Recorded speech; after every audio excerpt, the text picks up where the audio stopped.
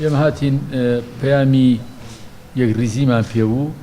باشترمان گوێ لێبوو لە کۆمەڵی ئیسلامی و ئامادەجیشی زۆرمان بینی و بیست لەوەی کە هەموو لایەک وێستە قسە لەسەر کۆمەڵەکەین مەترسی و ناسی و هەستیاری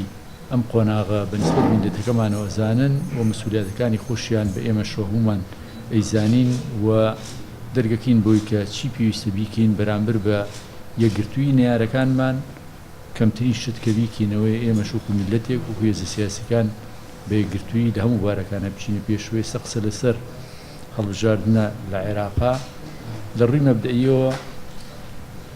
کۆمەڵی ئیسلامی و ئێمە و پێشم وایە لایەنەکانی کەشکە سەردانیانەکەین هەمویان ئامادەیان تایە وەکو چۆن ئەمە خواستێکی میلەتەکەمانە هەرچی هاوڵاتیەک بدوێنی ئەمڕۆ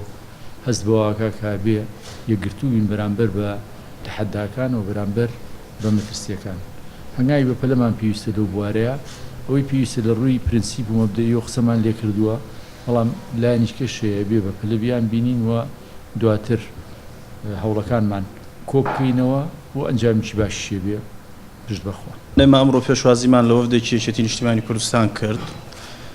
بەگشتی تەمەن قسەمان لەسەر هەلومەرجی هەرێمی کوردستان و ڕووداوەکانی دوایی ئەم دوایەی هەرێمی کوردستان کرد بەگشتی جگەلەوەی کە لەسەر پەیوەندیەکانی نێوان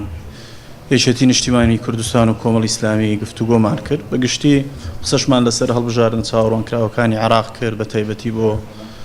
سنووری مادەی 140 یان ناوچە جێناوەکانی هەرێمی کوردستان پێچێمە لە چەند ڕۆژی داهاتووشدا گفتوگۆکانی نێوان هێز و لایەنە سیاسیەکان بەردەوام بێت و هەومان هەوڵە دەینەوەی کە لە بەرژەوەندی گەلی کوردستان و لە بەرژەوەندی هاوڵاتیانی هەرێمی کوردستان بێ هەنگاوی بۆ بنی.